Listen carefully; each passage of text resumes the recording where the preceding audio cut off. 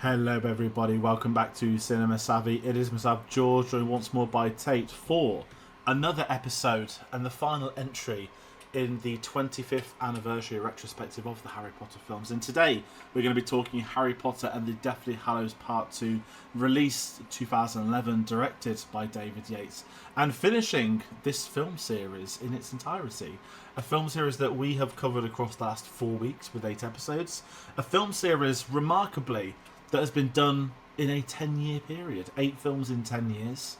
For comparison, there's going to be 2 Batman films in 7 years when that comes out. Tate, how are you doing today? I'm doing good actually. It's the end of the series. We've managed to get through all of the films. I think it's an incredible achievement looking back at it and going, yes, they're able to get all these films produced and out in time, especially when they're already saying with the series that it could be, a 2-year break between series and stuff like that, or maybe even longer, which is going to be very difficult with the aging thing. So I think it's fantastic, especially for what we still consider to be quite modern cinema, to be able to churn out these films this quickly, especially when your example there of 2 Batman films in 7 years. it's Yeah, it's absolutely mental. I think this isn't on the schedule, but as a sort of note in itself on that series, looking back, we're at school when these are coming out. So everything feels like a long time when you're younger. I think as I've got older, I think that's fair to say. And I'm look back, and this is a good demo. This is a 10-year spell. You get 8 films, and it always felt like an eternity between the films. Not that you were sort of counting them down, but they would then come out, they'd turn up. There's Mm. no Harry Potter film coming out soon. And I guess when we're older, right, and we're more aware of how films are made, production cycles, doing the channel, seeing announcements, seeing films being announced or cancelled, whatever, to get 10, to Mm. get 8 in 10 years of a consistent quality as well is almost unheard of. Obviously, you've got Marvel, which I'll shout out, but obviously that's a cinematic universe, not a specific. There wasn't 8 Iron Man films in 10 years. There might have been 8 Robert Downey Jr. appearances in 10 years, probably. Just trying to count off the top of my head. 3 Iron Mans, 4 Avengers, Spider-Mans. Yeah, there was. Sorry. There is a comparison. But obviously, it's not called Robert Downey Jr.'s MCU, even though it No. kind of is. Weird Yes. tangent. Sorry, I've Very completely unusual derailed. tangent. Yeah, it's because it's we've got a return guest. So we've opened the series with me and you doing Philosopher Stone. We're going to round out, obviously, us two doing Deathly Hallows Part 2. We had you on for Prison of Azkaban as well with Paul. That was the longest one of the series. We don't think this one's going to go for 2 hours. That one could have benefited from Part 1 and 2. But the official HBO Max synopsis for this film is: the time has come. The fate foretold in the prophecy draws near. The confrontation to the death between Harry Potter and Lord Voldemort. Just ends very suddenly, but it's a good synopsis. I've rated these HBO Max synopsises. I might use them for more Warner Brothers stuff. But this is going to be really fun because this segment we're going to talk our memories of this film, and obviously Philosopher's Stone had a great discussion. I talked a bit sporadic through the series, right? With different people came in at different points or different memories. Deathly Hallows Part 2. I'm going to jump in first and say this, and you Mm. might agree, you might disagree. Contextually, at the time of 2011, was the biggest event film, I say in quotation marks, that I had experienced. That's not me talking box office, even though it was very, very high. That was sheer hype, the people I knew, the age groups, everyone going to see it. And I'd sit here 15 years later and say, this probably is still one of the biggest event films of my life. And I could chuck a couple of others in there on this level. I'm talking Infinity War and Endgame. I'm talking Force Awakens, Deathly Hallows Part 2. There's probably less than 10. But in terms of that opening few days, like not days, everyone you knew who's anyone saw it. And Yeah. leading into that cinema trip, I went with my sisters. We had the Harry Potter 3D glasses because it was the 3D era. We had bought the tickets weeks in advance, which, when you're 15 years old, that's really rare. I remember the premiere at Trafalgar Square. This huge event that you hear stories of people camping out for like a week to try and get a front row thing for. And it's kind of wild revisiting this one because we've had this really great nostalgic experience talking the others. But Part 2, I've got so many memories etched into the release, the build-up, seeing it and all that sort of stuff. I completely agree. As far as event films are concerned, I was thinking the one before this would have been, I guess, Phantom Menace. Maybe you throw in Casino Royale as the Bond franchise, big kind of franchise coming back, but Return that of the wasn't King. nearly as Return of the King, another big event film. Yeah, this one's probably it hits the hardest because it's something that will always be linked to our generation. Yeah. It's not like Star Wars where you've got multiple generations that have that experience and you've got the original trilogy. We have our own kind of, we have the prequels and the newer generation have the sequels, but like for us, Harry Potter started and ended within our childhood. We grew up with the characters, we grew up with the actors. And even though we're going to have this new series coming out, which is going to introduce it to a new generation, we will always be the original people to grow up with these films. And that made it so special because it was our franchise. It wasn't a franchise to share out, it was ours. It makes me, it is, I'm guessing it's what people felt like, when the original Star Wars films came out. Yeah. Like that you could point at it and go, I'll remember growing up with these films and be able to recount them to kind of my children, my children's children, kind of when they grow up and everything like that. Hilariously, my memory of the film, I don't remember my cinema experience of this. I don't remember whether we bought like tickets early for it or anything like that. All I remember about my experience with this film is I know that I watched it, I know that I enjoyed the film, but the biggest thing was that premiere in Yeah. like Leicester Square. That was, I think, the first time in my life that I was consciously aware of big events and big premieres and finales. You're letting go of the characters. You've been on the journey with them the entire time, and they've got all of the stars, all of the people. At the time, J.K. Rowling was highly regarded amongst the world. People loved her. She wasn't a controversial figure, and it was all of them together saying goodbye to this franchise. And I think that memory weirdly sticks out more than my memory of actually going to see the film. I don't think I could remember a time where, like, as a kid, I could go, wow, like, it was such a huge event. I remember seeing the reports of people camping out multiple nights beforehand and, like, the various different stories of, what lengths people went to if they're flying in from Australia or wherever just to be able to go to the premiere, not to see the film, just to see the red carpet. And that sticks in my mind more than kind of the film itself because it was an event. It was huge. And that was just kind of proof of how big the franchise had gotten, how big, the kids who kind of became adults who were global superstars at that point, you know, how kind of out of control that got. Which I guess is going to be a reflection on the new people playing the three main characters, because I think when they said they were casting people, I think people immediately imagined, wow, those kids are never going to have a normal day in their lives ever again. And I think when the original trio was cast, I don't think that was the same situation. I think they were just ordinary kids. It was an ordinary kids film. It could have flopped. It could have been massive. It ended up being, one of the biggest franchises of all time. And now the next series is going to pass on that legacy, and these new people who are playing those roles are going to have their own premiere, where people are traveling all over the world to go see them. And that's the biggest thing that sticks out for me from, my memories of the film. It's a really good point, that, because I think Daniel Radcliffe did an interview once where he spoke about not the new trio. People are very curious that each of the trio have spoken about the series, but they've been very selective, and they're not doing any public appearances with the kids. Not in like a disrespectful way. I think they've all reached out directly, but they're very much keeping it away from the media. And it's really interesting you bring up that media perspective, because Daniel Radcliffe definitely said in an interview, he was like, we were hounded. He's like, but there wasn't social media in 2001. That was there by the time we finished. And Daniel Radcliffe was saying, I think it was Daniel Radcliffe said they've got to protect the kids, but also he couldn't imagine what it will be like for them, which is why I think, I'm not going to sit here speculating on personal stuff, but I wouldn't be surprised if Rupert, Grint, Emma Watson, and Daniel Radcliffe have all probably spoke together about how they want to then deal with the kids. There's not been any PR set visits or anything like that. I think it's going to be very much restricted. They're probably there to help to give them advice. And they just won't do. Well, maybe they'll rock up in a few months, who knows, but I think it's going to be something where that's very much kept behind the scenes. And to be fair to that trio, they do tend to avoid the media quite well. Like Daniel Radcliffe spoke at length about the British media, why he prefers New York.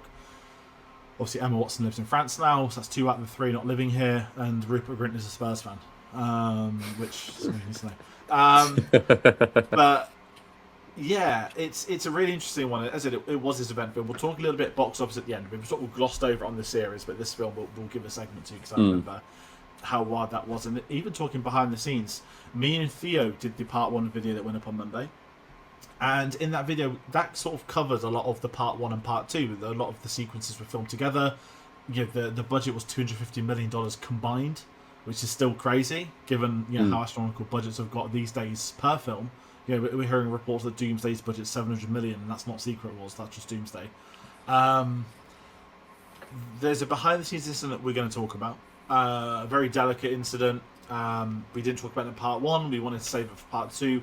And that is the David Holmes incident. For those unfamiliar with David Holmes, he was a former stunt performer, and he'd been Daniel Radcliffe's stunt double from Philosopher's Stone through to Half-Blood Prince. And whilst they were rehearsing a stunt in pre-production for Deathly Hallows filming, there was an incident, and he was paralysed.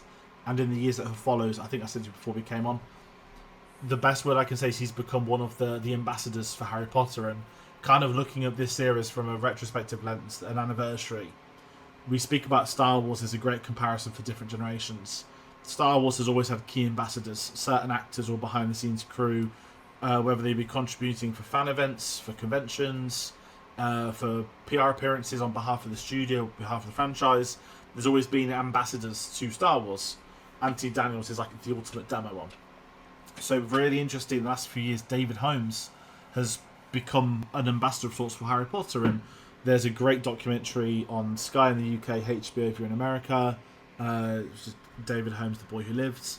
I believe Daniel Radcliffe is an exec producer on it, and the documentary details what happens, and it's very much him and Daniel Radcliffe, their relationship, not a PR gimmick onto anything or the other, but it is a look at what happened at the time, the events that followed, how his life is today, how that crew of that series have stayed together, have kept in contact, the charity fundraisers they do.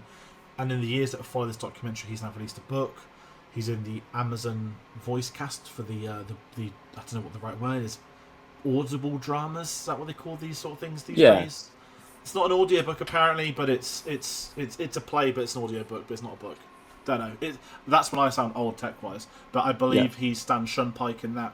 And he's become an ambassador, which I think is great for the Harry Potter series. You know, you've got the ones people obviously like Fred and George, the Weasleys, but I think David Holmes is a really interesting one, and he's very open about his story. And if you are curious, do seek it out. And it's something I wanted to talk about because he is a member of the crew that worked on these films for them for years. And obviously what happened to him is a tragedy in its own right. But to be able to have a career since is really interesting. Very difficult to talk about on a stream. Yeah. So I keep saying, that's not my intention. For me, I mean, I still haven't seen the documentary, and I really should, especially after kind of going through this rewatch now, and kind of, you know, having a bit more kind of information on the incident, because for me, like, I can't remember news reporting of this incident. I only knew about this incident basically from the documentary, which is quite sad to say that, like, you know, not saying it was covered up or anything, but the fact that it wasn't massively reported, or it wasn't, you know. Same boat for me as well. Yeah, it is very, very sad in that case, but I'm glad that, you know, he's taken it on board. He's still living his life, you know, and that he is an ambassador for this franchise that he obviously cares deeply about. You know, it's you know, it's a shame that of course he won't be able to, you know, stunt perform, you know, ever again, but at least he's found his own way of being able to kind of show his passion and, you know, show his love for Harry Potter. And I'm glad that, you know, Daniel Radcliffe, you know, who has always been, you know, at the forefront for, you know, you always see him, you know, putting up posts, defending, you know, the trans community and defending people with all of the J.K. Rowling stuff. He seems like, you know, a perfect ambassador in himself to promote not just Harry Potter franchise, because obviously it's been a big part of his life, but promote, the values that Harry carried throughout the series, whether it's defending the weak or, in this case, looking after a friend and, making sure his story gets heard. So, I think that's kind of fantastic from that perspective, aside from the fact that it was a tragedy that it happened.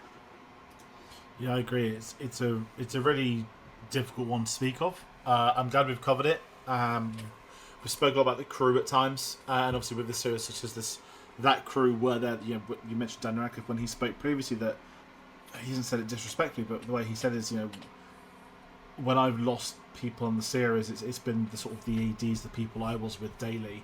They're the people I spent the most amount of time on set with, and I think there's such a different perspective of people if they've never been on a set or they're curious about the scale of these big blockbuster productions. That it's different to what anyone could imagine, and for something like that, I think he was on stage on Broadway when the incident happened, and he flew to that hospital ready for, well, not just for film. He came earlier, so it's well worth seeking out for anyone that is curious about that one. And it's weird to segue out of a more real moment, so to go into a segue we call wizard world building, but very awkwardly, there isn't a lot of world building in this film because we're at the finale. Tate, we've been 8 films in. It's world destroying, not world building at this point. This is it, and this is where I was sat on the schedule. Like, what do I do? Because we get a return to Gringotts, which is cool and a great moment, and I guess they get to elaborate on that a little bit more.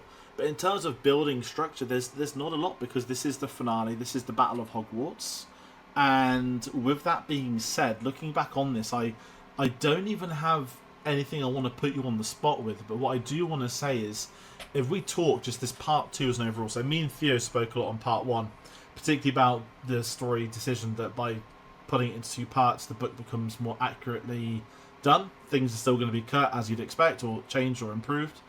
But what this does, it gives you that first half of the story to go on the hunt for Horcruxes, and then you get the payoff in the second half. And we spoke about how it moves at 100 miles an hour. That you're in and out of Gringotts within 30 minutes. You look where part 1 ends. You've got dead Dobby on a beach, which, by the way, has been on the news recently. I don't know if you've heard about this. I have seen that with the pipeline. It's hilarious. Yeah, it's. I've never seen a fictional character. You know what? There's only one fictional character that has a spot, and I was there on Sunday, not at his specific spot. In Cardiff Bay, the memoriam for that guy off Torchwood, I believe, is still there. I'm thinking that because I was outside the Cardiff Bay thing the other day. I didn't venture that far down, but I was like, I'm sure that's still here from when he died at Torchwood. Except for them two. I've never seen a fictional character grieved in real locations. The Dobby one is just extraordinary for the wrong reasons. The Cardiff one's funny because I think people think that's a real person that died, whereas Dobby's a CGI. I think so. I think with that one, I think with one of them you could stumble across it and go, oh, someone died here, loads of memorials, which is the one in Cardiff. And the Dobby one, it's a trek. You have to actually, go over to almost a cliffside on a beach kind of situation. And people still make that journey just to be able to lay a stone, which I think is funny. But I want to just say, because we have got it down on the schedule of the Wizarding world building. Yes. I don't know about you, but I know that, at this point we'd had Pirates of the Caribbean, which is, it was a ride, it became a franchise, it became a very successful franchise.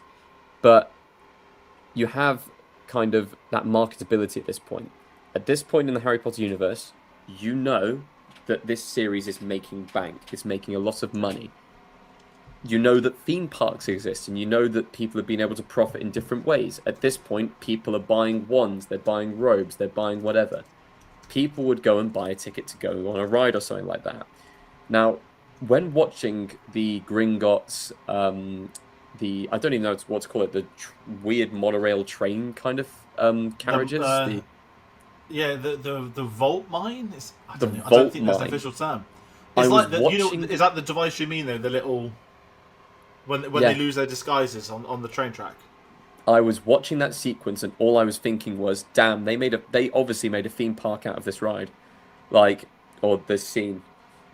They clearly, it felt like the visualization of that scene was made to almost sell the idea of, hey, look at what else we can franchise. The series is coming to an end. We're not just going to do what we did in the first film, which is literally just showing the cart kind of pull up to the bank vault. No, instead we're going to show this like 20-second sequence of it doing flips and spins and showing a POV shot of it going down the ramps as if it's a roller coaster. And all I was thinking in that moment was, they're trying to cash in because it's the final film.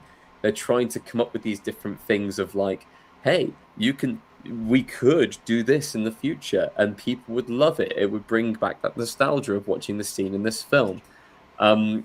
Like, of course, you got the studio tour in the UK. Yeah. And we've got Universal. They have a Harry Potter ride, don't they? So yeah, Harry Potter, there's an official like land for it, but it opened, you ready, in 2010, just before Part 2 came out. And more interestingly, from what I read, Disney tried to get the rights in the early noughties, but didn't get it. I mean, if Disney had Harry Potter, that'd have been quite something. But I believe every Universal, the Harry Potter, when you get Hogwarts Castle, I think like every theme park, Florida's got more than everybody else. But the generic one everyone gets is the castle, one of the rides. When I go to California next year, I'll be doing, I think you get Hogsmeade, but all of them. Hogsmeade and the castle. The castle is one ride. Hogsmeade, you get the 3 broomsticks and all the interactive stuff. I think Florida, you've got Diagon Alley. You've now got the Ministry of Magic. And they've done all the expansions there. And obviously the UK, we're going to get something when we get Universal here. There's rumours it may be the HBO castle, as there was a big licensing issue with Warner Brothers complaining. But as you mentioned, the studio tour as well. That was known at the point of this film coming out. They're going to turn it into a studio tour. And I think it's interesting that they were planning the post-Potter, because I said it in a different video or with Theo, but these films were the highest grossing film, or like the top 2 or 3 every time one came out, every year. And there were 8 of them. And it hit a point where Warner Brothers was like, oh, that's ending soon. Obviously, we get Fantastic Beasts. We're not going to be covering that on this series. No. And that first one did very, very well financially, as it would have done. It just all went downhill after, for many, many different reasons, which people could probably do video essays on if they wanted to. But I'm glad you brought the theme back, because that is world building, I guess, that happens in the films. We don't get a live experience Battle of Hogwarts, though, where we see fellow students being cut down and killed every few minutes. But it is amazing that Gringotts hasn't become a ride. Yet it's at the studio tour in London. Yes. And the Ministry of Magic isn't. That's my. You had last time I went to the studio tour in London. You had the dragon coming out of the vault. That was kind of a new feature that came in then, and that experience, that was cool. But it wasn't a ride. It was just like a giant screen, and the screen lifts up, and you can go through Gringotts. But like, no, it's I don't know. Just the cinematography of that scene and the way it was shot and the way it was filmed just felt like they were trying to 3D as well. 3D. That was the big thing at the time. Because Voldemort's death to me was just a bollocks 3D thing. I'll get to that later. I've got. I've got some opinions on that as well. Yeah. But let's talk about Part 2's overall. So Part 1 does a lot of the heavy lifting, and I'm a big fan of Part 1. I really am. I think a lot of people look down on it because it's slower, it's a bit different, but it has to be to.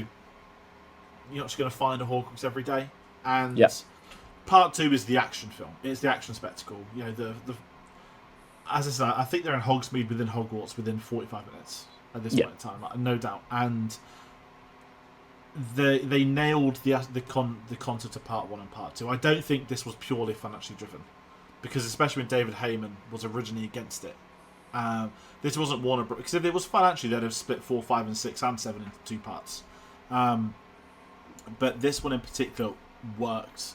And overall, I know we're not reviewing the films in the series, we're more looking back at retrospectively. Whilst I've got issues with the Horcruxes and the lack of depth in half of Prince, what this film does a phenomenal job of building up Voldemort as this indestructible monster.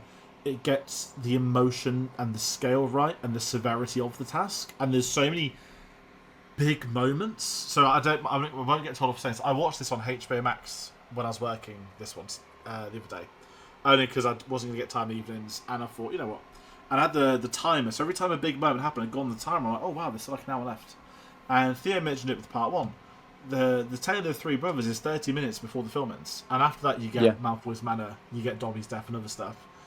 this film is like firing on all cylinders. These big moments. In 1 minute you've got Snape's death, then you've got his memories, and then it's Harry's death again, and then it's another final battle. There's so many spinning plates that I think David Yates does a really good job at balancing them. And where I'm going to kind of put you on the spot, this isn't final thoughts, but this is a big thing. As a final film in a series, it is above and beyond in the context of satisfaction. And I won't lie, I was slightly envious watching it, as I always do, because I was sat there like, they nailed Harry Potter. They nailed this series. Yet, sorry to say it, I look at the end of Star Wars, which was Star Wars 9, and I'm like aghast. And we know we're probably not going to get 10, 11, 12. And there's so many great film series, and there's an irony they're rebooting it with the TV show, but there's a finality to this film, and the stakes build a finality. There's no cursed child exists, but there's no he returned again 19 years later, kinda. Thanks to that play, but it feels like that they can't make more of these Harry Potter films. That's why we get the 19 years later chapter. We're not going to be doing this again. They can't do it again. They've gone through hell and earth to get him defeated, and I think this is one of the best conclusions to a film series ever. And that's a wild statement, and no doubt there's loads of others that could be mentioned. A lot of them tend to be trilogies. People will say Return of the King. People will say Back to the Future. Can you count Return of the Jedi anymore now we've got 7, 8 and 9? Probably not. But that was on a par, and it's incredibly, again, to take the Star Wars out of it, it's a great credit to this film that they were able to round out everything in that 2-hour runtime. Yeah, it's weird because it's not the longest film, but at the same time it has almost the most film in it, if that makes sense. There's zero filler. There's zero interluding scenes. It is just point, finish. It flows so well, and I mean, there's not much more to say about it. It's really well paced, and you're right, it does have finality to it. It does have a definitive ending. It has quite a satisfying ending as well. We'll talk about how things go down with the ending, blah blah blah. But when you've gone through this entire journey, you don't want it to leave you a few things guessing or a few mysteries left lingering or anything like that.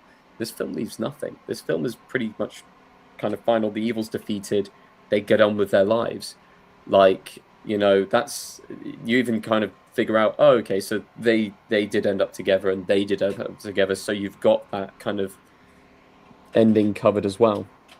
So yeah, I think that's just down to the pacing of it. But I think that works only because they split it into part 1 and part 2.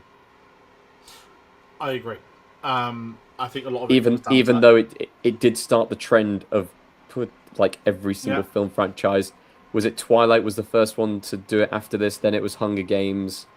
Then everyone wanted to split it, but they all did theirs based on financial reasons, not based on the fact that it needed to. The only one that I think, since Potter has done it fairly, is Dune. And that's because it's a 700-page book. It has to be done too. And we're getting Messiah, which is just one part, because it's a 300-page book, which we don't need anymore. That's coming soon. I'm with you. It's not awkward doing this, but there's a couple of huge... We're not really talking about the story moments, right? But I think we're going to cover some of the biggest moments by talking about characters. Is that fair? I'm saying this out loud as we're going for schedule. Are you talking about the cut that hurt right now? No, not yet. Well, I was thinking, if we were going to talk about some of the big moments, right, you've got Snape's memories, but we'll cover that talking about Snape. So I think the big moments off the top of my brain are going to get covered through them, and we'll make sure anything you want to say, we won't miss it. But I am going to segue into a cut that hurt and the change that worked, which feels the quickest way of segueing into this. But again, with it being a two-parter, there's not much, and with it being a two-parter, there isn't a lot of things that were missed. There isn't a lot of things that were changed for good because they were able to do such a faithful adaptation throughout. And I looked at the TV series, which will have a springboard of you've got everything written for you and you've got time, so you don't have to make drastic decisions. And I was sat there, I wasn't even thinking, I was like, I know exactly what moment I'm going to pick. And then there were 2 moments I've picked, so I'm cheating, I'm sorry. There are 2 things which I find undeniably this film, which I love and is probably a top 3 Harry Potter film for me, misses one thing in particular, maybe two, that I just think is unforgivable, which I think is the only downside of them doing a 2-parter. Oh, guess what, guys? So when Harry comes back to life, we need to have a really big final duel with him and Voldemort again. And that is not how it went down in the books, to say that 3-word catchphrase all over again. And I will say, there are many things that are cut which were scraping the bottom of the barrel, or things that were cut that is minor. This one I genuinely hate, because if anyone's unfamiliar with Voldemort, which I very much raged about in the Half-Blood Prince video, the Half-Blood Prince is the key to his backstory and to understand him as a person and as a character, and to see what path he went down and why and what his objectives are and are. The one thing Tom Riddle is afraid of doing is dying, is being mortal. That's why he takes the name Lord Voldemort. That's why he abandons his family name. He's not born of love, he's born within a love potion. He's corrupted from the get-go. So for him to split his soul into 7, to cling on to the possibility of immortality, I think it's a great villainous thing to do. So you get the great moments in this film where, you know, he finds out that they've figured out Horcruxes and he just kills everyone in the room. Like, really cool montage, very violent, works, it makes sense, he realises, shit, they're on me. And then in the books you get these, he goes to each of the locations and he starts to say, shit, this is gone, that's gone, this is gone. Which leads to Hogwarts. So the film does a good job of that. Where I hate his ending is, when Harry comes back to life, after Nagini's been killed by Neville, we get the scene where we've got Bellatrix dueling Mrs. Weasley in the Great Hall, which happens in the book. The way it happens, great. But you also get Harry and Tom Riddle in the centre of the Great Hall with every single person left watching. And Harry gives this great monologue about all the Horcruxes, about basically how Voldemort's basically done and dusted in football terms. And Harry explains why Harry has the Elder Wand and not Voldemort, that Draco Malfoy disarmed Dumbledore that day in the tower, blah, blah, blah. When they hit the curse, there's none of the silly little liquid square XX PlayStation minigame. The spell just rebounds back off Harry because the Elder Wand is for Harry, not Voldemort. Rebounds back, kills Voldemort. His body just thuds to the ground. And he's just there dead, motionless. Because his entire character arc is that he wants to live forever. So he ends up dying as a 70-year-old mortal person. And so I've gone on a massive tangent. Yeah. I just think that's a great book sequence in itself, right? And I could excuse a better version in the film or a different version. But doing the silly little liquid again, and then he just turns into paper mache. That was going to be my cut that hurt. My cut that hurt right here is not having him be just a mortal person at the end. Instead, you've painted him as this monster, and you've painted him as this almost kind of extraordinary being that gained all this power, split his soul, murdered like so many people, and then you almost turn him into a myth at the end. You give him immortality by the fact that he was a villain and he disappeared into dust. Like, if he is just a dead man on the floor and everyone can see that he was just a man in the end, then he takes away his immortality. I really disliked, and I even disliked it, like, at the time. I was like, this feels a bit weird. They're doing another kind of like VFX fight, and this time he's turned into butterflies. Yeah. My theory was, you know, that time in the early 10s when everything was for 3D? I'm literally convinced that they added that in to get a bit of a 3D effect on people watching. Sorry to interrupt.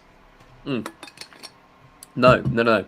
It's an unusual decision for when you've taken so much time to split these films into half and make sure that it's almost book accurate to a point, that you kind of remove all of the motivations that were kind of there in the first place just to get a cool visual effect on screen. Like, they've gone for almost instant success, instant gratification, instead of actually doing something that maybe would have stuck in the minds of people longer. And I'd say that scene has kind of aged the poorest out of all the scenes kind of from this film, in the fact that he does just become, like, you know, like you described, paper. I always thought of him as like he turned into butterflies or something like that. Like, it's weird. It's very, very weird. It's instead of the just benefit of him dying. the benefit of them not doing it right is in 10 years' time we get to see it done properly. Correct. Yes, Is that the only reason why this series is being made? We just want to get the final 10 minutes right. Honestly, I mean, even the final 10 minutes right. This is my second minor one, the Elder Wand. Harry slapping it is just stupid. It's just really stupid. If you curious what he actually does in the book, he repairs his broken wand, which they set up in the first part, by the way, of his wand slapping. He repairs his wand, goes back to the way it was, puts the Elder Wand back into Dumbledore's grave. You don't need to throw it off the bridge. It's minor. It's a really petty one. It still functions as anything, but the Voldemort one I think is criminal, if I'm allowed to say that. And I've got for the change that worked, and I said I was going to talk about this character later on. I guess this kind of covers it as a teaser. The change that worked. This is an overarching change for the film series, rather than this individual film, and that is Snape having a proper redemption arc in the films, and that's because they very carefully adapted his character to be playing the sort of triple agent from the get-go. When you get the great memory sequence, which is a phenomenal scene, no doubt we'll speak about later, he has a redemption on screen. For this context of the series, he has a great redemption, and everyone loves Snape. In the context of the book series, he's still pure evil. He just did this one good thing on the side. He was responsible for Harry's parents both being dead. He was responsible for many, many, many terrible things. But you just had that sort of tips fedora moment of, okay, he was playing the right side, but only really because of his guilt. And I think the films, it's not an improvement on the book, but I don't think you can have that version of Snape in a film series for 10 years. I think the way they played it with Alan Rickman worked better for Alan Rickman for a film series and for the context at the time. I do wonder how much influence J.K. Rowling had over the decision kind of in this film to give him a proper full redemption and kind of have him as that triple agent who was always on the correct side. Seeing as she kind of wrote the original kind of always kind of line and everything like that, was that one of the first things she wrote or something like that? I do wonder how much influence there's there. I also do wonder whether they'll go back to the book direction for the series or whether they'll keep it the same. There's so many wild things in the book. Sorry to do the book comment again, but yeah, Neville Voldemort standoff. Voldemort puts the sorting hat on his head, sets it on fire, burning Neville in front of everyone. There's some really dark stuff that they can't put in a film. But Snape, I think the Snape one is, again, when you've nailed something so perfectly over a 10-year spell on screen, you're doing this TV version, you have really got to justify this being a TV show. And the only way you can is through the words faithful adaptation. Having Snape feature more heavily, based off the trailers, it seems like he will. I know that obviously you've got the race discussion, which is a huge thing that's going around with it, which I think puts them in a very difficult situation for the flashbacks in season 5. I trust the writing team to not fuck that up. You just need to make bullies look like bullies because they're bullies, not because they're massive racists. Racists, yeah. That's the big fear that they have. Kind of defeats the point when the villains wear hoods and stuff like that, which is clearly depicting the clan, especially if you've kind of got a character who's black being bullied by some white people. It's like the Valerians and House of the Dragon. I don't mean to sound bad, but it might. It works so well that they're black because when she has bastard children, they're a completely different skin colour. Yes. And that adds, obviously the key is the hair, not just the skin colour, but that adds to this almost insult of, they're bastards, because they're nothing alike. That's a really specific random... That's not the only reason, by the way, the Valerians were race swapped, but also made it much easier they didn't feature in Game of Thrones. And I love the Valerian actors, I'm going to add too. Yes. But, sorry, weird tangent. Anything you want? Anything for the change at work you've got, or it's a tricky one because again, this is the hardest one to do for this. Yeah.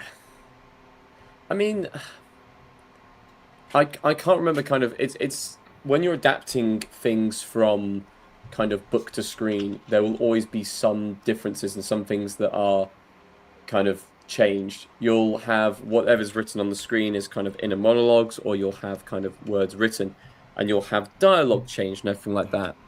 I remember sticking out kind of, from the trailer, the whole line of, we're going to do this together, kind of me and you, Tom, and then they kind of jump off the bridge kind of thing. I have no idea if that's in the books or not, but I'm sure that isn't line for line, word for word, exactly what happened. And I think little moments like that kind of bring it together, especially because it's kind of almost self-aware that it is the final chapter, and it'll have those moments, and you'll be able to have those things displayed on screen. It's very different when it's in your imagination. You're imagining scenes like that happening. So I guess the change that works, that I would say, is actually adapting it for screen and actually having the Battle of Hogwarts being a visual spectacle as it was, and having, all those things done, because that is a change from the book. The book, you've all got your own imaginations to what happened. The things are described on the screen, and you've probably got a different picture in your head. Whereas for this, you actually have that visual dictionary in front of you of what's going on. And that's an experience that everyone can share. Definitely, no, I agree with that. There's some really good stuff there. Yeah, I never thought of it that way. Very well said. Okay, let's talk some characters. So we tend to fly through this section, but this is the last entry. So we've got the Golden Trio once more: Harry, Hermione, Ron, played by Daniel Radcliffe, Emma Watson, Rupert Grint. I don't have too much to add on the performances, mainly because we spoke about them, twice through the last 4 weeks. But I've got to say, I really love Daniel Radcliffe's performance in this film, particularly the moments after Snape's memories when he realises he's got to die. It's very subtle, but that sort of 5 minutes from him leaving Dumbledore's office into going into the forest for his death, he plays that scene really well, and I'm not quite sure on. It's not like a reserved performance, but it's like he's accepted the fate and he knows the weight of his actions and what they have to do. And in that same scene, I think Emma Watson gives one of the best moments of the whole series, where she sort of hugs him crying, because she'd worked out ages ago, but she's like not been fronted with the reality. And once again, Rupert Grint is just pawned off to the side, and he is not even allowed to say bye to his best mate. That they gave that to Hermione only. It is. It's very, very obvious when you mention that Ron kind of gets shoved out, because every single film as I've gone through the series, I've been looking at and going, oh my god, he really does nothing in these films, which is hilarious, because I remember from the books, like, he was basically character number 2 and Emma Watson's kind of the third on the side. So it's fascinating going through that. I know that his name, it's Harry Potter. He's the main character and everything like that. He is the chosen one and whatever.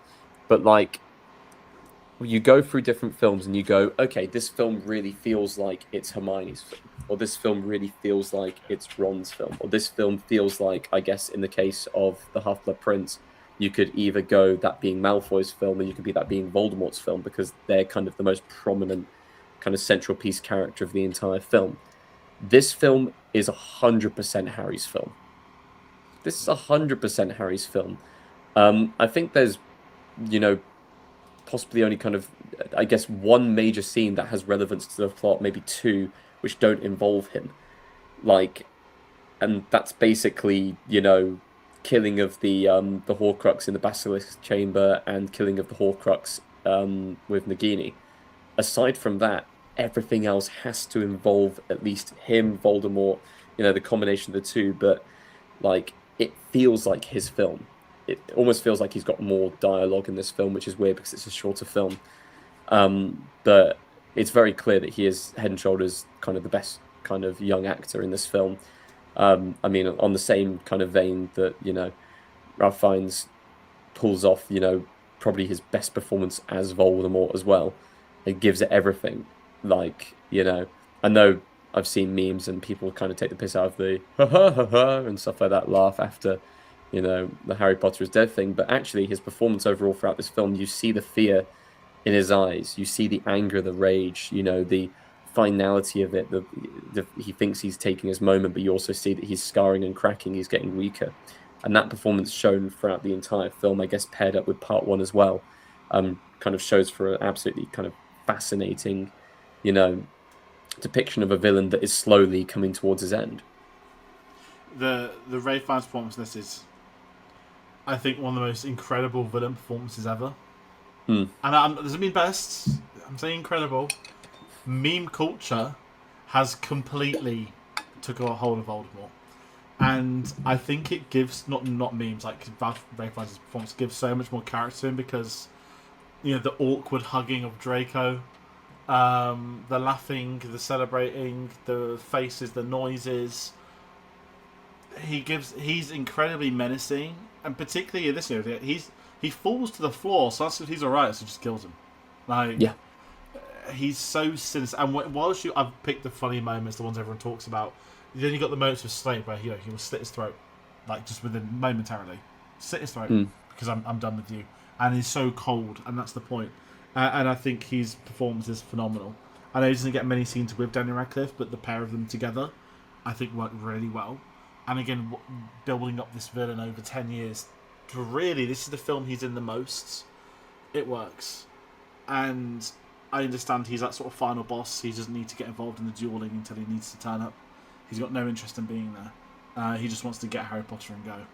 And I love the going into everyone's heads moment with the little girl. The first time I remember seeing it, I was like, when the girls start screaming and they're all screaming one by one, and you realise, Voldemort's talking to all of them at the same time.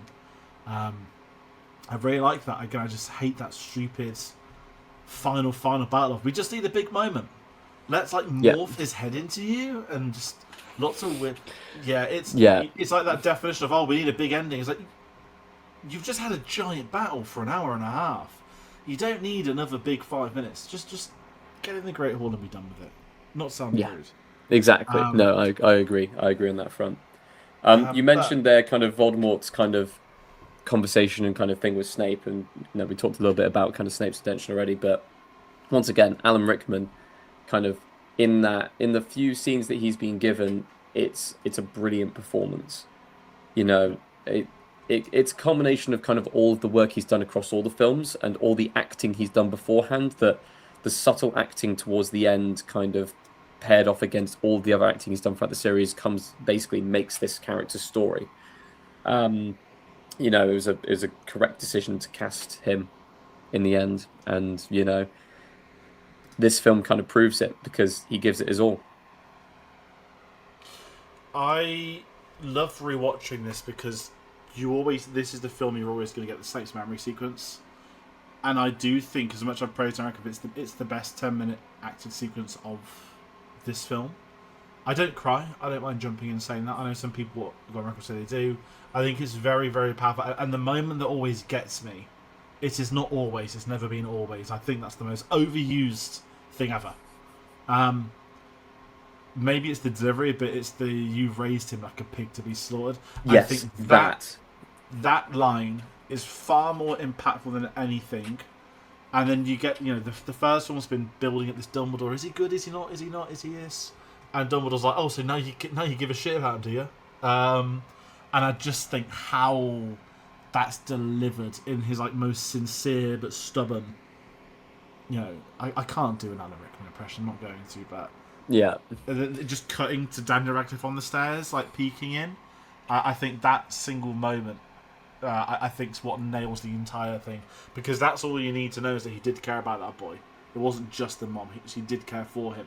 Again, people can have their dough, they can have their always moment, but to me, it's the I can't do that. I also love that in this film, when he is Headmaster Snape, he has that moment where he brings everyone into the Great Hall just before Harry does the "How dare you stand where he stood" kind of thing, and he's talking through that Harry's been in the grounds and all these kind of the punishments, but he does it with such a slow line delivery that it lingers, and it's so good, because it's like fingers on chalkboard. You're just wincing at kind of the prospect of it. It's just, once again, a fantastic delivery of a line that shows that in the same film he can play villainous and also hero. It's a great range of acting, and I guess it's probably the biggest range of acting in this film. So, I agree. And shout out to that bit you just mentioned, the duel with McGonagall. Yes. The way he rebounds the spell to take out the two Death Eaters. Love it. And again, when he's the good guy, you see all these things in reverse. That was his plan. And even when Voldemort goes to kill him, he's got his hand behind his back, ready, I think, to try and get a wand out or something. But again, within the book lore, he was the most second powerful Dark Wizard after Voldemort. They're the only two Death Eaters that could fly. No one else. Everyone else had broomsticks, which is kind of funny to think back and look at. Like, you can't picture like 100 Death Eaters on broomsticks. That's the only way they could travel, bar Voldemort and Snape. Yeah. But Well, they changed that for the film, but and it worked better. It worked. It's fucking does, cool yeah. as fuck when they come out the mouth. But I mentioned McGonagall. I want to shout out Maggie Smith because we've had this segment with the core teachers we speak about, which becomes the Dimensions of the Dark Arts teachers. We said it before we live, but I think this is Maggie's best performance as McGonagall. You think Philosopher's Stone? There's no problem with that. I think they're the best two performances we get from her. But again, the little subtle moments of her stepping in front of Harry for the duel. There's no music. There's no soundtrack. Mm-hmm. It's just, Snape almost winces that she's gone out there. She's put her life out. I love that scene. That like eternalizes her like love for him as like a second mother to an extent. And I think that's one of my favourite little scenes. To give her that character moment, I think epitomizes McGonagall you've seen again for 10 years. Exactly. I mean, we get kind of almost tiny little moments for all the teachers and stuff like that in this film. I mean, Maggie Smith obviously does, the spell that gets all the kind of chest-like soldiers off the walls, which is such a cool spell. I only wish that we saw those soldiers in the previous film on the wall ready to go. But, that's just down to kind of like what's needed at the time for set piecing and stuff like that. I also really like the moment after the final battle where Slughorn's just having a cup of tea with one of the students and is just like talking about the battle and stuff like that. It's things like that where kind of, the teachers have their moment and stuff like that. And of course, in the same way, you get Molly Weasley having her amazing battle with Bellatrix and, also turning her into like dust as well, which is interesting. But that's quite a brutal way to murder someone, I guess, without using the Cruciatus Curse. But, I was going to say, like, oh, I killed them. How? Like, I froze them and exploded their body. I'm like, all right. Like, that's more brutal enough. than just saying some words, Yeah. Like that's not a one-way ticket to Azkaban. Is that not a war crime? This is technically a war. Yeah. It's again great moment that everyone speaks of. There's so many of these amazing little moments in this series, and there's a couple of characters. I'm not going to do the Oscars in memoriam section, but obviously we lose a lot of great characters in this film. Obviously, a lot of people go to Lupin, Tonks, Fred Weasley, obviously Snape, as I've mentioned, a few others. Mm-hmm. But the one thing I've always loved this series for, and it's not the Game of Thrones effect, it's not a Psycho effect, but to have the balls to kill off characters you've established over the 10-year period, I don't want to unfairly belittle Stranger Things. I know in recent years it's become an issue if casts don't die at the end of franchises. It doesn't always need The to Boys. be that way. Yeah. Yes, The Boys is the one where you'd expect it because it's The Boys. And it's like, oh no, we just lost one of you. I think because so many minor characters and supporting characters were killed in the Battle of Hogwarts, where it was this wild experience with so many people, even if you'd subtly seen them for 10 minutes in another film. And I think this isn't because of Harry Potter, it may be more Game of Thrones, it seeps into that, people expect people to die to move the story. I was like, I disagree, but I respect it when it's done in a really important way, and the impact of these characters' deaths in this battle are seismic. To know that these were just kids with him that he knew, and they've all died for him, I think that works stronger when you see it with the younger people. Yeah, I completely agree as well. I mean, yeah, I did actually have a look up after watching the film. How many people did die at the Battle of Hogwarts? Apparently it was like 50 students. Is it 50-something? Like 50 students, yeah. So back in the day when J.K. Rowling was actually able to be followed on Twitter and used to tweet about Harry Potter and good stuff, she'd every year do like a memoriam section to someone that died. I was always on that fictional Battle of Hogwarts day, but again, like, I respect the choice to kill off these. Like, yeah, Lavender's got a TBC. Like, is she dead? Is she a werewolf? We'll never know. She's dead. But she's so dead. She's dead in the films. In the films, they're like, let's put the white towel over it. Let's make it done. But I like that even some had these little moments. But we've spoken about some characters, and we've got one final segment of the Look of the Now segment, which is we take an actor, we look at their career in the years that have followed on from Harry Potter. Just to recap the series so far, we've had Harry Melling, Alfred Enoch, Fiona Shaw, Rob Pattinson, Gary Oldman, Tom Felton, Donald Gleeson. and normally the guest picks it. However, Tayte, you're on the first episode. I'm going to round out this, and I'm going to talk about a character that I kind of understand why and understand why not this has been picked and spoken about. Actor, I should be saying. I'm going to talk about Daniel Radcliffe post Harry Potter, which feels incredibly fitting, given this is the final one. We've looked at Rob Pattinson, maybe Tennant, have had the biggest careers of any individuals on Harry Potter. But I think Daniel Radcliffe's work as an actor for the last 15 years is incredibly underseen by anybody who is not into film or TV. He is an actor that does not need to do commercial films. He does not need to do blockbusters or to make money or to do convention appearances. He's spent so much of his youth in the biggest series of all time, and one of them, that he has specifically chosen his projects. He's parodied the entire ridiculous musical biopic genre with the Weird Al Yankovic film, which I love, by the way, because that film... It's a fantastic film that makes no sense. It's a satire on this ridiculous genre of musical biopics. And Dan Radcliffe plays amazing with the performance. He's done a lot of stage work, whether that be in London, whether that be in New York. He's recently just done a New York run of a one-man play, which I think he got nominated for another... Oh, God. Is it Tony Awards they do there? Yeah, Tony Awards for theatre, yeah. Yeah, and there's weird dramas. He's had Guns Akimbo, where he's got guns strapped to his wrist. He played the butterfly in the Pete's movie this year. People saw that. I did. It was weird. He was in it for a couple of minutes, but it was Daniel Radcliffe wanting to do something weird. And obviously, I remember. I've still not seen this, by the way. The big project post Potter was The Woman in Black. I remember that was huge. I've not seen that. I didn't see Horns, which was the same time.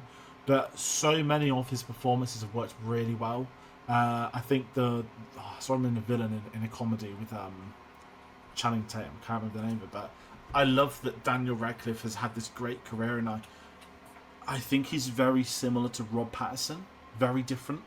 That they've sort of gone down that drama indie route, but Daniel Radcliffe has chosen not to go back into blockbusters. And obviously, Rob Pattinson's career at this point in time, guys, he's Batman.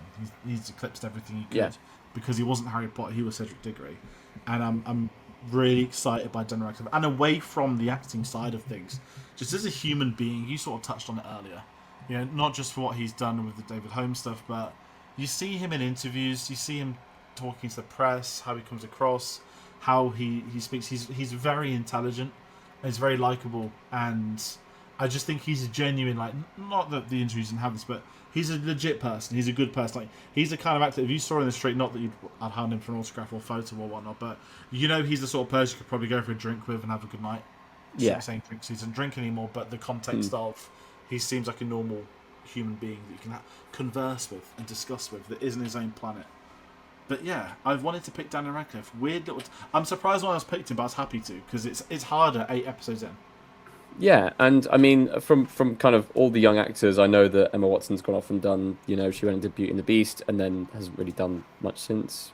Rupert Grint's kind of popped up in every now and then kind of things and stuff like that. But he's had quite a interesting career. Like you said, he went the indie route. I remember Swiss Army Man. I think that's one of his best performances, full stop.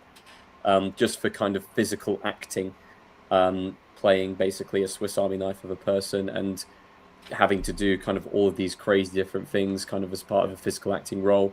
Not a massive fan of the series, but Now You See Me, he was in one of those films, playing a magician, which is hilarious because, Harry Potter... He's in on the joke, though, isn't it? He sees the funny side to it. Exactly. He was also in Victor Frankenstein, if you remember that, as Igor. Was that with Nicholas Hoult? That was with Nicholas Hoult, I'm pretty sure. Hold on. Was he in that? I just remember him being in that. I remember... I feel like I remember... No, that's with James McAvoy. I remember there was one of the other young British actors. Well, young, but you know what I mean. Yeah. Oh God, I never saw. But that's thrown me now. You've mentioned that film. Yeah, but he's gone off and done these weird projects. He hasn't gone and attached himself to a massive franchise, or he hasn't gone and he hasn't gone back into the Disney kind of route and stuff like that, which I guess Emma Watson did. So he's kind of made a name for himself as kind of almost an indie darling, which is hilarious for being probably the most famous child actor in the world. So, I like the pick of the look at them now because he is the lead character, and he's still going in the industry, which is always good to see. Yeah. And I like the fact he's doing it at his own pace. He doesn't have to do it; he's choosing to. Because I think with the actors, it's when they don't want to work. That's totally understandable. But it's great when others do. And sort of segueing away from characters, let's talk score very briefly. Alexandre Desplat is composing this, as he did part one. As we mentioned last time, John Williams wanted to return, but the schedules couldn't align, which was a shame. Not that we don't get one of the best Harry Potter scores. I think it's safe to say part 2 has become one of the most iconic of the Harry Potter scores. You bring in Lily's theme, you've got the Courtyard Apocalypse sequences. There are so many great moments, great themes within this that stands out. And to be doing that 8 films in on the final one is quite impressive in its own right, whilst bringing about the Harry Potter theme. Although I will say, Tate, you can call me out, this is unfair. I'm older now, it's fine. But 2 really cringy sequences stand out in this film. Yeah. It's when he comes out of the room of requirement and they're all cheering and the Harry Potter theme plays. And it's when McGonagall, Snape goes out the window and they relight the fires and the Harry Potter theme plays. And I love Harry Potter. I'm just going to say this really polite to the American viewers that we have. It's so American. Oh yeah, the whole "and everyone cheered" moment.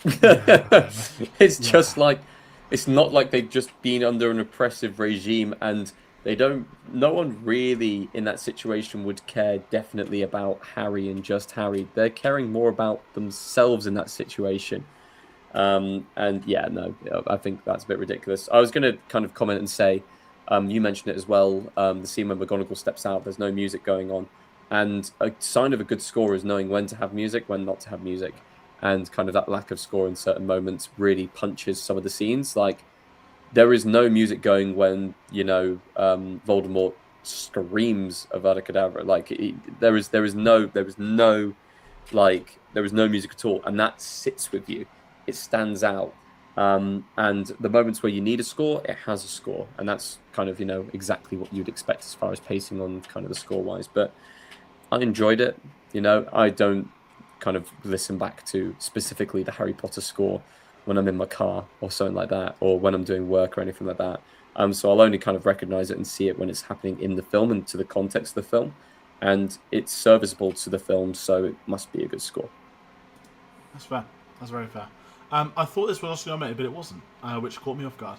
But if we look at the legacy of this film, this would go on to gross $1.343 billion off a joint $250 million budget. So that's between the 2 Deathly Hallows films they made, I think, $2.4 billion. Quite impressive. Ridiculous. Is that kind of, as far as kind of films that made over $1 billion, is that kind of the lowest budget to do the best from it? Between kind of, if you count them as one film together? Joker made $1 billion off 25 million, which is still mental. That summed up 2019. Yeah, it did. I think $1 billion off 250 mil would probably, if you go into them, like, I reckon The Dark Knight had a 250 mil budget, which just scraped $1 billion. Yeah. Obviously, this is 2 films to an extent. Obviously, Lord of the Rings might be similar, combined budgets to do the whole series, I guess. It's a really good question, actually. These days, the Odyssey 250 million is making 1.4 bill, but then we're getting Avatar 2, 3 were like $600-700 million budgets each. It's a really good question. I don't think anything will ever top Joker in the context of small budget making a lot. Yeah, that was like 1 in a million. That was hey guys, Warner Brothers don't care, so they're putting almost nothing into this film. They funded a third of that. They funded $8 million out of the 25 mil, and then they funded the entirety of the sequel, which was terrible and bombed. But yeah, it's a good question. But the record this film broke, I could read them off. There's a Wikipedia page dedicated to them, but this broke everything you'd expect. Joint quickest film to $1 billion, highest opening weekend ever, highest American weekend ever, British weekend opening, quickest to $1 billion, quickest to this, that, the other, any sort of speed thing. This broke, and I remember it so clearly when it was on the news. And at the time, it was the 3rd highest grossing film in history, behind Avatar and Titanic. Now it sits 24th. It's been overtaken by The Odyssey this week, which is still, again, impressive 15 years later. in Yeah. an era of, animated films get past the bill, big films do it, Marvel, you name it, they've been there. It's still very impressive. Not that I'm here to sit here gloating about the money films make, but that epitomised that event level of 2011 that everyone went and saw it. Just quite simply one of the biggest films of all time in what is one of the biggest film series of all time financially, box office, if you want to really go down that avenue. But without sitting here talking about money, defending Warner Brothers, Tayte, do you have a favourite scene or a scene you want to talk about? I do. It's not a favorite scene, but it's a scene that I want to just kind of talk about towards the end here, and that is the end scene. Going back to the train station with everyone kind of older and grown up, and the kids there, and Harry reads out the name of his child and his full name, and gives him a little pep talk about him going off to Hogwarts and having him say goodbye for the final kind of first time off. I mean, contextually, I didn't like the scene the first time I watched the film because I hated the makeup on the characters because they do not look older. It's like people pretending to be older. It's like wearing your parents' clothing when you're a kid kind of thing. When these guys are actual adults, they could have done a much better job of making them seem like they were a bit older. It's the last scene of the entire franchise. It's the last leaving memory, last leaving shot that you're left with. And I understand why it's there. Of course, the book has an epilogue. It makes sense that you kind of have that in there and stuff like that. But I much kind of prefer the idea of the final scene being the three of them walking away from Hogwarts on the bridge together, kind of like as a team, instead of it being kind of a shot of them kind of grown up and stuff like that. I guess it's in the book and therefore it kind of had to be thrown in and stuff like that. But I think the context of that final scene loses a bit of credit from me because it didn't feel like they were older and therefore it takes you out of the magic. And the film at that point had been in the magic, so it's just a scene that I wanted to note. My favorite scene is Snape's redemption. That's clearly, one of the best scenes in the film. So, or my other pick for it would be just before Harry goes to be killed by Voldemort, the conversations with his family, and the conversations with Lupin, and kind of them saying we're going to be with you the entire way, and him asking questions like, "Is it going to hurt?" Kind of, him confronting death and being told not to be afraid. I think that's a fantastic scene as well.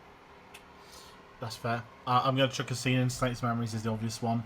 I love the courtyard scene with the dead body of Harry. I know that J.K. Rowling spoke on record. The idea was always for Hagrid to carry him the same way he carried him as a boy. George Lucas terms, it's like poetry, it rhymes. Mm-hmm. Just how Ray Fiennes gives that scene, not just the memes, but this is like an old dude that's had beef with a child for almost 20 years and he's finally killed the boy he couldn't kill. But I haven't sort of shouted out Neville yet properly. This is his film through this scene by default, and I love that he stands up for him, that he stands up for them, and that he gives it a go to Voldemort and he gets absolutely annihilated immediately. And again, I understand why they wanted to tame that. I think he gets Cruciatus Curse as well as that burning hat on top of him. Just to make things a bit harder for him. And again, I know the films could never go into the whole Neville could have been the chosen one narrative. But I really liked that scene because it's seeing everyone else like just bringing that dead body of that person they thought would save them all. And I think it's a really good moment, but obviously nothing gets past Snape's memories for me. I love going back to the Chamber of Secrets. Great little Easter egg. Not Easter egg, but it's a story point, but I just love that set. I love that design. But when they kissed, I remember people like cheering, which was weird for British crowds in 2011. Yeah. I have a question kind of here, and this is more of a book question. In the books, Nerissa kind of goes up to Harry, or in the film, and kind of says, "Is Draco alive?" And Harry kind of nods, and then she says, "No, like kind of Harry's dead." Why was she the only person who checked the body? This is more of a kind of like, what is the context there? Is that in the book? Like, it is in the book. The logic of it in the book is Harry survived through his mother's love in the beginning. So Draco's mum choosing to keep Harry alive because he's saved Draco is like the Malfoy. Basically, the Malfoys just wanted out, but they're basically not hostages because they're still evil. They're like the original like Nazis who tried to escape but were in too deep but couldn't. Narcissa is given that moment, that scene, and then in the wider known canon post Potter, which is never on paper but known, the Malfoys are cleared of all war crimes because of Narcissa bailing out Harry at that moment. Which is fair enough. Still humiliated, and Lucius never recovers. But no, I'm kind of with you, because anyone else, that's Bellatrix, it's bad luck. Although I love the moment when he comes back and flips out of Hagrid's arms. All those Death Eaters, like, fuck me, he's come out to life again. They're just gone. They're just like, whoosh, we're out. This again. I said there's so many great little moments like that. But no, I'm glad you brought that up, because it is one of those things. But if we head into final thoughts, and I guess this sort of covers the series as well as this film. As I mentioned at the kind of beginning, this is one of the best finales for a film series ever. There are very few that eclipse this. I'd have to really think about it. But no matter what comes in the future or has been before, this will be near the top of that for me. Again, our own experiences growing up with the series, looking at it 25 years later. It's always fun on the rewatches when you start with, Philosopher's Stone, they're all 10 years old. It's all happy days. He's talking about broomsticks and chocolate on a train. And then it's Nazi Germany, World War II, enslave all the mudbloods, all that sort of stuff. I love what the series does. I think whilst the issues with J.K. Rowling will persist and continue to persist for the right reasons, everything that has happened with her has not only impacted the franchise, and this is a weird tangent I'm going off into final thoughts, but for a film that's very progressive as a series within itself, you're taught about basics of racism and whatnot with the concept of mudbloods or purebloods. Go with historical stuff. You've got slavery, which the films don't get to touch upon as much. For a film that brings in so many of these real world things, to then have the author become this in the years that follow, I still think it's wild. And it does impact. It doesn't impact me watching these films, but it impacts that interest and love for the series. And it's, I'm not going to do a what if on anything, but there hasn't been an IP in my life, to get corporate of that term, that's had a creator go so far one with it still owns that creation. I know there have been various reports of this that Warner Bros. Tried to buy her, actually refuses. I think she's mad enough that she'd just refuse it just to prove a point, even when she's older. But weird tangent, but it's still one of the most important film series of my life growing up. And as an adult, I still have so much enjoyment out of this. I mean, like I said at the start, this series is a journey that we grew up with. This is, we both turned 30 now, so this is a series that really we did grow up with. We were kids when, the books came out, and we were kids when the films came out, and we grew up with them. And because of that, it'll always have a special place in our hearts as far as kind of our film journey, and also kind of our entertainment journey of kind of understanding kind of narratives and something to read your parents to read you to go to sleep, or whether it's like going to the cinema, or whether it's rewatching them now in various different means, or the video games that we'll go and play and everything like that. It's such a big part of our lives, and from the kind of moment of world building from the first film all the way up to kind of the finale here, it's a brilliant franchise.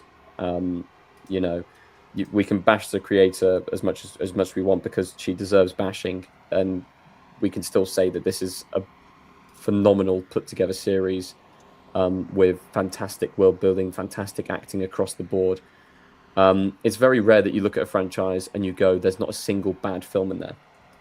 Like people dislike some films more than others, and people have criticisms of certain films over others, but at the end of the day, every single film is like a solid 7 or 8 out of 10 or more. And that's so rare with a franchise in this context for this long. And the finale puts a nice little neat kind of bow tie in it all, the cherry on top, if you will. So it's a great end to the series, and it's a great series in general.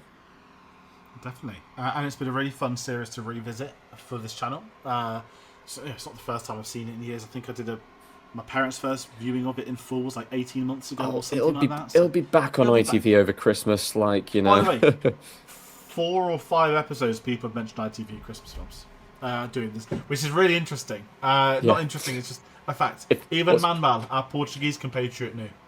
Yeah, even more interesting, rewatching through this series, I watched it on ITVX online. Oh, it's So on like, TV as well. all of them are on ITV at the moment. Yeah. Oh, I was doing it on HBO Max on the website, free with the Sky subscription, which is fair Yeah. enough. I just couldn't be asked to put the disc in half the time they're behind me.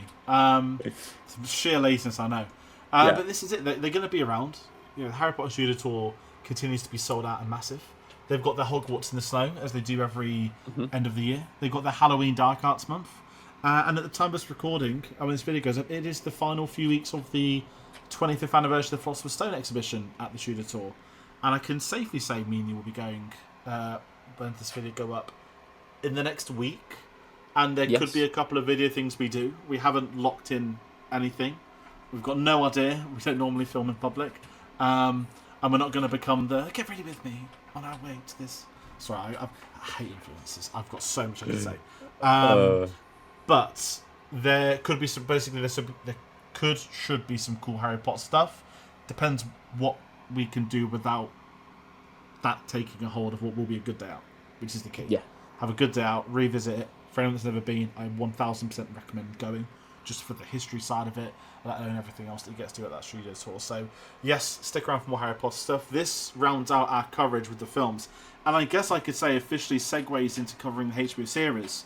Now, on Tuesday, the 1st of September, that will be this year's return to Hogwarts marketing day that Harry Potter does. There's a big pop-up event happening in London. At the time this video going up, the tickets would have already all been and gone. Apparently they're going up at 11 AM every day. So no idea how that's going to go. I'm anticipating a trailer on that day alongside a couple of casting announcements. Yes, I may have let slip about Gilderoy Lockhart on the Chamber of Secrets video. Now it's official. And I don't know who else is there to be revealed, but I understand that Ginny and Mr. Weasley are like the last two names for Season 2 that people need to know. So I'd expect that on Tuesday, September the 1st, before Season 2 starts filming. So that is the polite outro. Tate, it's been a pleasure having you on tonight. I know I thought it would be an hour. We've gone over that. It's not the longest episode. It's not the shortest. No. But this does round out the coverage. Once again, thank you to everybody who's been watching. As I said, there'll be more Harry Potter stuff. We'll be covering the TV series. Expect videos on that. There's a big playlist on the channel. You can find that at the bottom of our website. But I want to get some social medias. Facebook, Twitter, Instagram, Letterboxd, Blue Sky, all of them. The link is in the description below. I've just forgot the name of the website, that's why. Too many websites. But that is me rounding out. Thank you all for watching. Take care. I'll see you on the next one.